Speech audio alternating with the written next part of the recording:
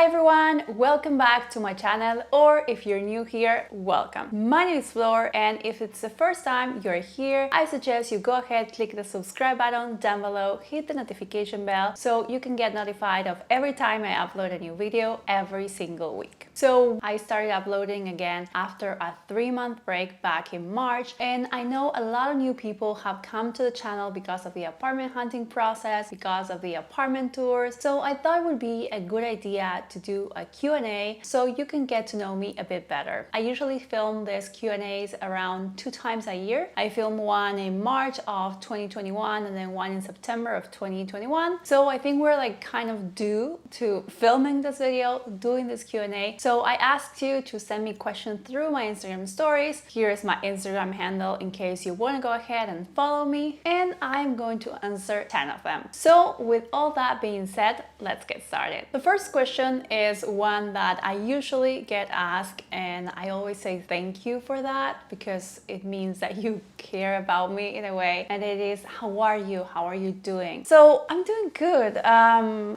really doing great.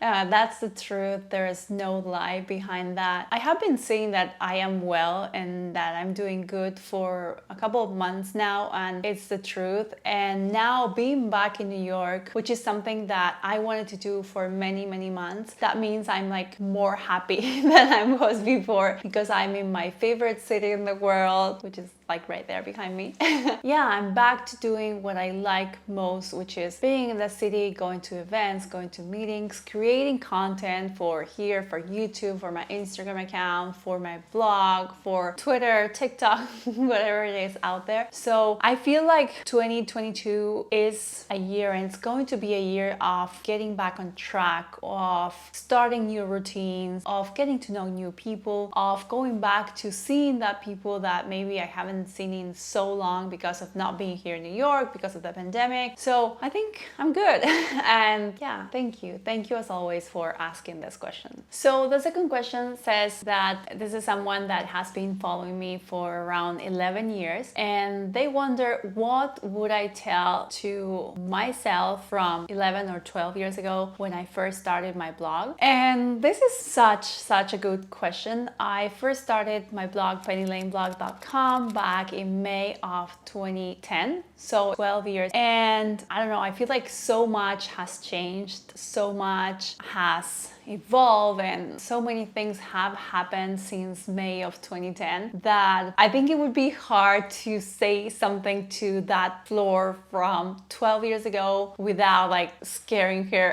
or freaking her out. But I think at that time I didn't have anyone telling me this is possible, you can do it, you can start something from literally nothing and make it into something, make it into a career. You can actually grow your audience, you can actually write about the things you like, make videos about the things you like, and people are going to tune in to listen, to read your stories. I think I would tell her, yeah, just keep on doing what you're doing great. And yeah, if no one else has told you before, I believe in you and I think you're doing awesome, and keep up with the good work. Which I know maybe sounds like super lame or super silly, but I don't think anyone told me that when I first started this. Literally no one believed in what I was doing. And I think that up until I met my now husband and boyfriend, or then friend, around 2014, I think he was like the first person that really saw a potential behind what I was doing, that really saw that what I was doing could be turned into something else, could grow, could actually be a business. And at the time that shocked me because no one had told me that. So yeah, definitely if I had to go back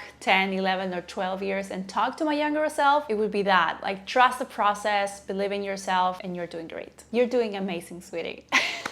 Question number 3 is, what do you use in order to take your photos and videos? Do you use a camera or do you use a cell phone? And I get asked this quite a lot. I think that we often believe that the key to taking a great photo or the key to taking a great video is the equipment you have, and that is not the truth. Cell phones today are great and I use them a lot. I have 2 of them, and cameras are also great. For me, it depends on what I'm doing, what I'm planning or envisioning for a shoot, or if it's more spontaneous. I'm going to put my Instagram here on the side, and I'm going to tag which pictures on my Instagram have been taken using a phone and which ones have been taken using a camera, and you're going to see that there's a mix of both things. And yeah, that's just like how it is. If you're ever wondering like exactly which camera or cell phone I use for one photo, you can go ahead and ask me on that post and I will tell you. But the truth is that it varies and it depends. But just so you know which equipment I usually use for YouTube, for my Instagram, it's going to be linked down below in the description. But just to go ahead and give you a heads up, I have two phones. I have a Pixel 6 Pro, which is the newest one, came out last year. I also have an iPhone 12 Pro Max, which is also the newest iPhone. Both of those phones are really, really great. I think the Pixel is better for photos, especially like 4X, like great zoom. For example, if you are in one of the observatories here in New York and you want to take pictures, it's the perfect phone. And I think that the iPhone is better for videos. That is my opinion, like from everyday use. And then I have two main cameras. I have a Canon 5D Mark IV, which is the one that I'm using right now to record this video. It's actually not mine, it's Thomas, my husband, but he lets me use it for my YouTube videos. That's the one I usually use when I'm filming like this, like sitting like on this video or my previous videos. And then I have a smaller camera, which is a Canon M50. This is a mirrorless camera, which means the body is much smaller, but it also has interchangeable lenses and you can actually plug a microphone, which is great. So those are like the main four cameras slash phones that I use and that you will usually see the pictures on my Instagram account or here on YouTube. Those are the devices behind those photos and videos. This next question is somehow related to the previous one, and is what camera would you recommend to go on trips? So first of all, I would say don't go ahead and spend a lot of money in a new camera, just because I don't want you to spend lots of money in things that you might not need in the end. I know that, as I mentioned before, we tend to believe that the equipment is what makes the final product, but it's not always the case. So if you're planning on going on a trip, I'd say don't spend money on extra equipment, just take your phone. If you have one of the newer phones, maybe from last year or the last 2 years, chances are that the camera on that phone is amazing.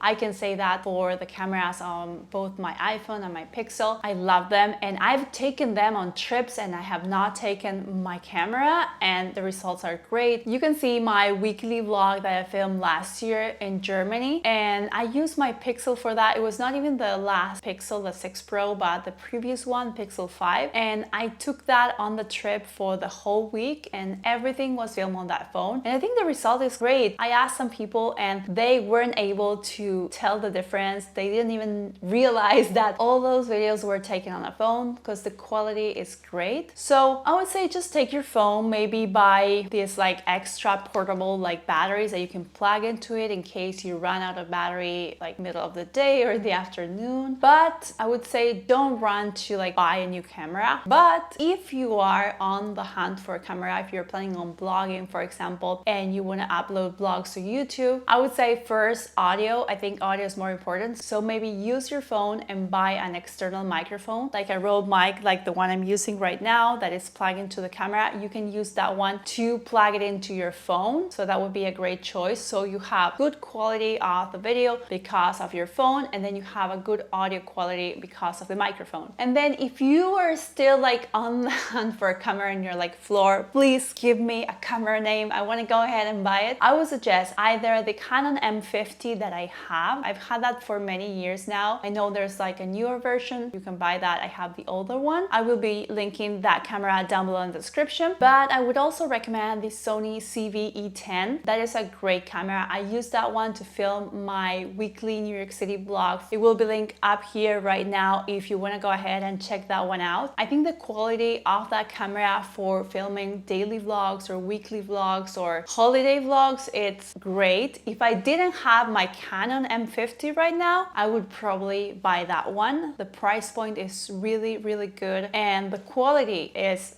amazing. And again, you can plug a microphone into that. It was a long answer, I know, but I hope it helped you if you're like deciding whether or not to buy a new camera or something like that. So question number 5 is, do you miss something from Munich, Germany, which is where we used to live before? In case you didn't know, I have a couple of videos about Germany and our apartment tour and everything. They will be linked up here if you want to go ahead and watch any of them. So this is, I wouldn't say a hard question, but a question I don't really think I have like an answer to. I don't think I miss anything about Munich, about Germany. I really like how calm everything was over there, like how everyone seemed so relaxed and how life moved at a different pace. And I felt that that kind of life really helped us through the pandemic. We spent most of like the hardest times of the pandemic in Munich in Germany. But what I feel about Munich and our life in Germany and our 2 years there is that it was a good experience. I felt like it made us grow as a couple because it was just the two of us and our dog Oreo, and it made us stronger and it helped us in that way. But I feel like it is like a closed chapter. Do you know, like these things in your life where you look back to that part of your life and you're like, oh, that was wonderful. I had an amazing time at uni, at college, or I had a great time at that job, but I don't miss that. I don't want to go back to that. It's just that you have this like really nice, fun memory, but you know, it's like a past chapter in your life and something that you wouldn't go back to. So that's how I feel about Munich. I feel like I don't miss living there and I don't miss my life there, but I have the most amazing, warm, happy, beautiful memories. And I feel like from all the chapters in my life, wow, that sounds like really deep, but from all the chapters in my somehow short life, like 34 years, I feel like it's probably one of the best ones, like a chapter that you feel started at the right moment and ended at the right moment, and everything in between was just great. So yeah, I don't know. I hope that answers your question, but I'm not 100% sure.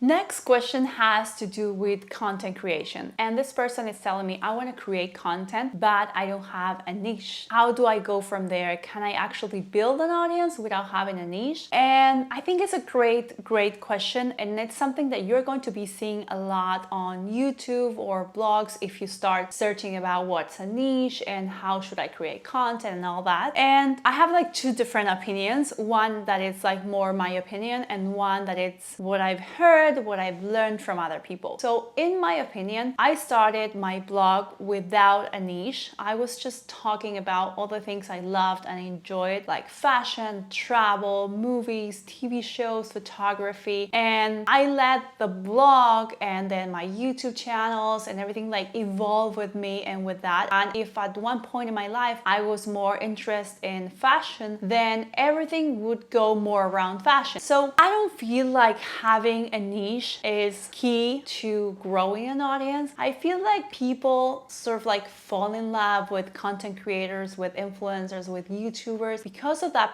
person's personality, and that is what kind of brings you back to that person again and again, to checking their blogs or checking their YouTube channels, following them on Instagram, rather than that person having a niche. That being said, when I was first starting this channel, this YouTube channel in English that I was starting almost 10 years after first starting creating online content, I knew I needed a strategy. I knew I needed for my content on YouTube to be searchable, to serve a purpose and not just be about me and only about me. So what I've learned is that on YouTube and probably on Instagram as well, you can grow really fast if you have a niche. Maybe compared to people that don't have that niche. But what happens with having a niche, let's say you only talk about growing and creating content on YouTube, or maybe you do an Instagram and you only talk about books, or you only talk about skincare. If you grow your audience because of that niche, people come to your channel, people come to your Instagram profile. Maybe, not saying it's always the case, but most probably they come to your profile because of the information that you're giving them. So if at one point you're like, I'm tired of this, I don't want to talk about growing on YouTube, I don't want to talk about books anymore or talk about skincare anymore, and you decide to like switch paths and then start talking about something else or start mixing and matching like different type of content, maybe people will unfollow you. So what I've seen is that the people that start with like a broad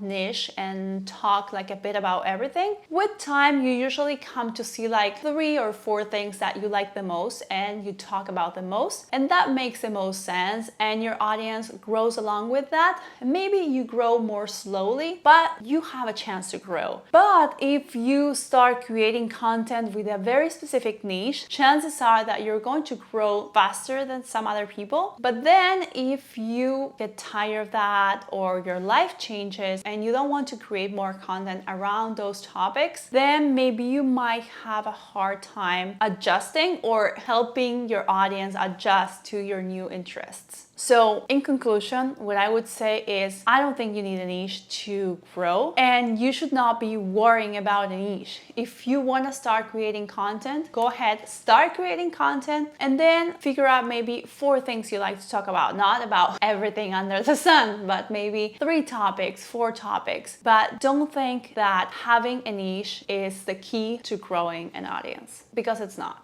So question number 7 is, what do you like the most about your job? And that is a great question, I think. And I think I have talked a lot about this. There's a video I made about the pros and cons of being your own boss, of working for yourself. It will be linked up here if you want to go ahead and watch that video. But as I mentioned there, I think that what I like the most about my job is the flexibility. Even when I was working for companies, I wanted for my job to be more flexible. I would go up to my bosses and say, I think I can do the same job from home, or I think I can do the same job from abroad or from a coffee shop, and they wouldn't like that.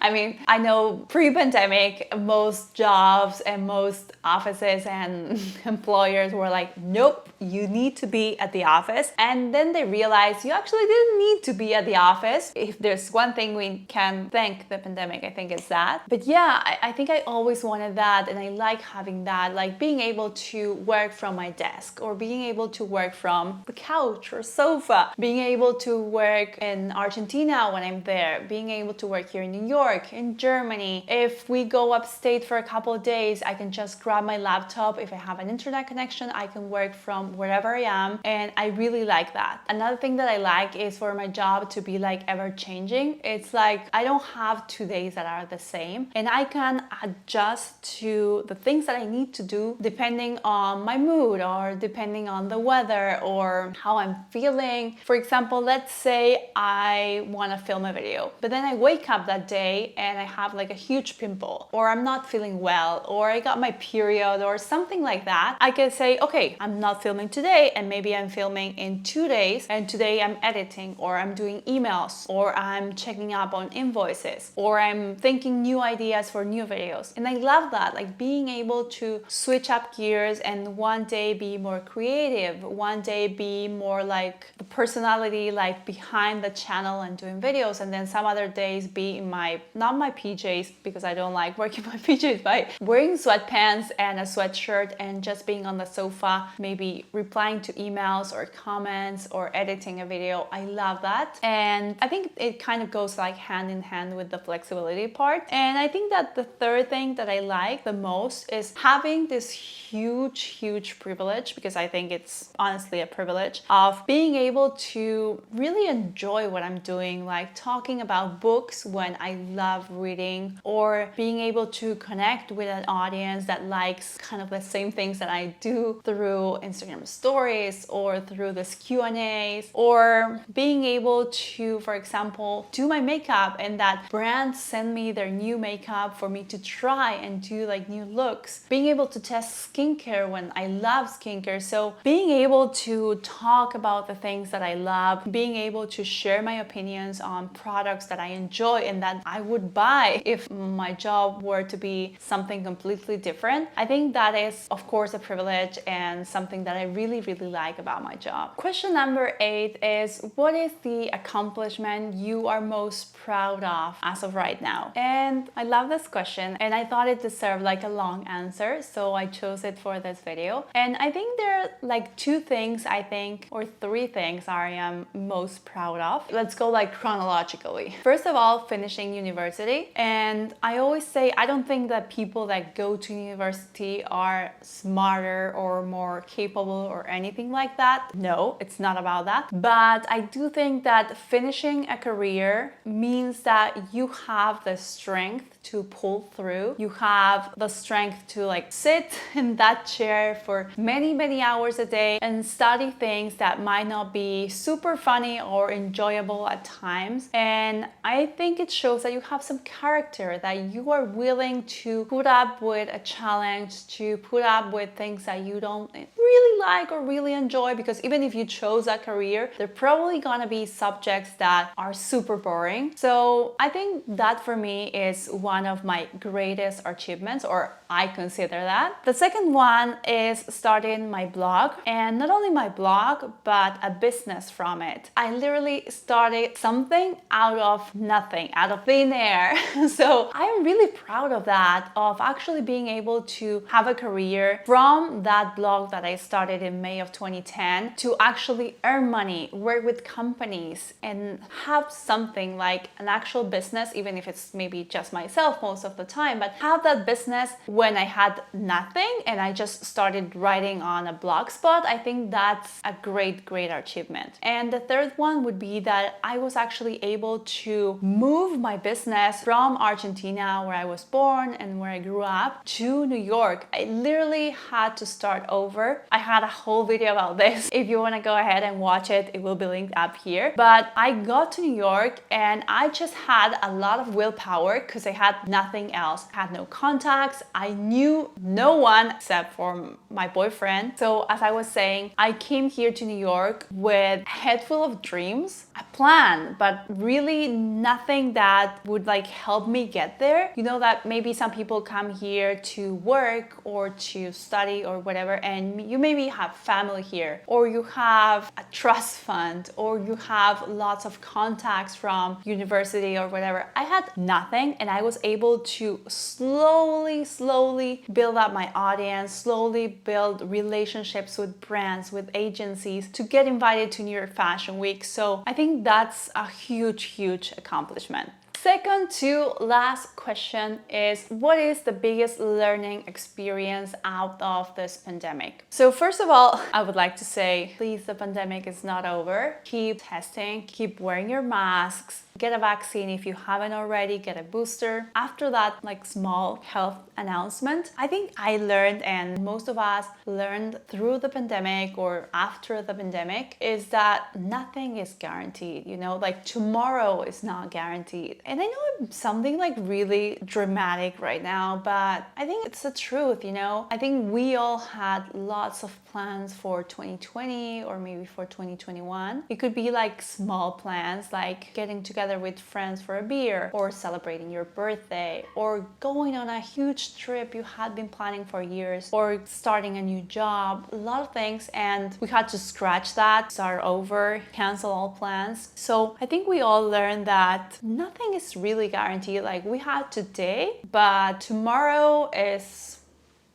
unknown. So there's this phrase, and don't kill me for quoting Kung Fu Panda on this, but it says, yesterday is history, tomorrow is a mystery, but today is a gift. That is why it's called the present. And I know it's a movie and it's for kids and all that, but I think it has a lot of like true in that, you know, tomorrow is a mystery. Tomorrow is not guaranteed. We might be here tomorrow, or our friends or family might be here tomorrow, but maybe it won't happen. So I think learning to enjoy more of the present, like being more present with the person you are right now. If you're going out for drinks with friends, be there, be in the moment. If you are on a call with your family, be there, be in the moment, enjoy that. Of course, make plans, go ahead, plan that trip to Europe or plan that trip to Asia, but don't like postpone it until it's perfect, or don't say, okay, I am going to, I don't know, start a YouTube channel when I have this and this and that, because you can start tomorrow. Or don't say, I'm not going to, I don't know, make this huge celebration until I have these other things. Like, I think the huge learning experience from this is be more present. Enjoy the little things in your everyday life, whether that's walking your dog, seeing the flowers bloom in spring, or a summer rain, or a hug with your mom, or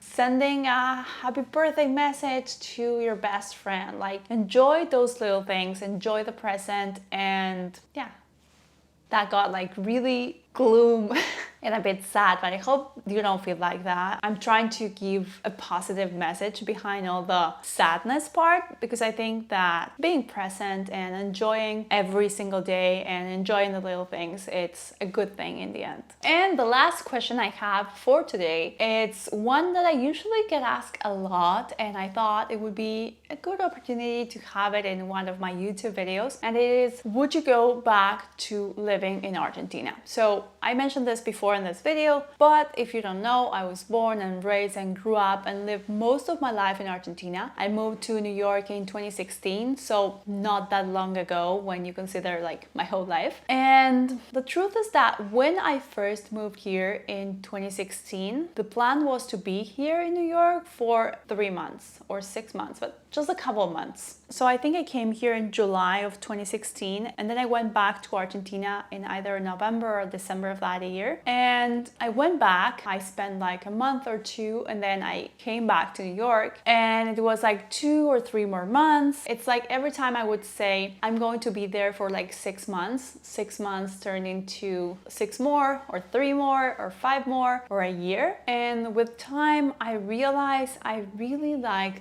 living in New York. I always say that it's probably like my place in the world, and I really didn't want to go back to Argentina. And you know that after 3 years living in New York, we ended up moving to Munich, to Germany. We lived there for 2 years. So I had the experience of living abroad, but somewhere else. And it like fortified my idea that I didn't want to go back to Argentina, even though Munich and Germany is and was very different from life in New York or in the US. I still didn't want to go back to Argentina. And to this day, I'd say I don't think I'm going back to living in Argentina. It's not in the plans for us. It's not something that we're thinking like, okay, like in 2 years time we're going back, or in 5 years time we're going back, or I don't know, we raise enough money to buy a house and then we go back. No, it's not in our plans. It doesn't mean that it's never going to happen, because I think that if there's something the pandemic also taught us is that sometimes you have to scratch your plans and start over and things change. So I would never say I am never going back, because I don't know what the future has in the cards for me, but it's not a plan, which I think kind of answers the question. We're not planning, you never know what might happen, but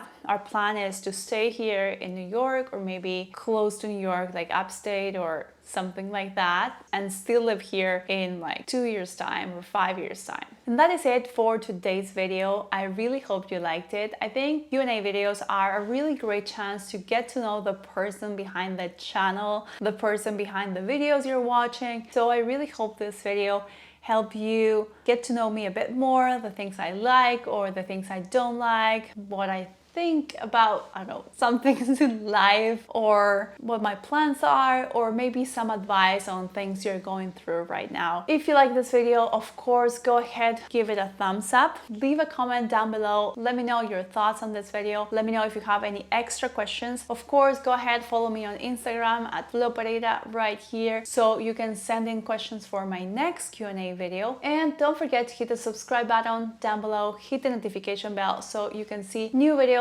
every single week. That is it for today's video. I will see you on the next one. Bye!